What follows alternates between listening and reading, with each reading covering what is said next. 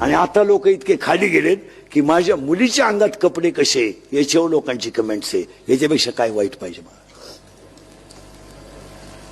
आता 4 दिवसापासून माझ्या मुलीच्या अंगातल्या कपड्यावर लोकांनी बातम्या तयार केल्यात मला. पण तिच्या बापानं मला द्यावं घोडे, तुम्ही मला घोडे लावा, माझा पिंड गेलाय. माझ्या मुलाचा आणि मुलीचा काय दोष आहे. पण ह्या कॅमेरेवाल्यांनी 8 दिवसात माझं जगणं मुश्किल करून टाकलं मला. काय मला एक सांगा, मुलगी तुम्हाला आहे, तुमच्या मुलीच्या कपड्यावर एखाद्याने कमेंट्स केली, तुम्हाला काय वाटेल.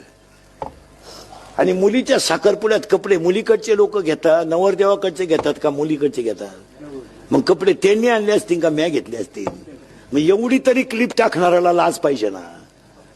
माणूस नालायक असावं पण किती. आणि त्याच्यामुळे मी आता कटाळलो मला. मी जवळजवळ आता 2-3 दिवसात टाकणार एक क्लिप आणि थांबून घेणार आहे. आता बस झाली. 31 वर्ष लोकांच्या शिव्या खाऊन आयुष्यात सगळं चांगलंच केलं. आयुष्यात चांगलं, पण त्याचं फळ माझ्यापर्यंत ठीक होतं, ते माझ्या घरादारापर्यंत राहायला नव्हतं आलं.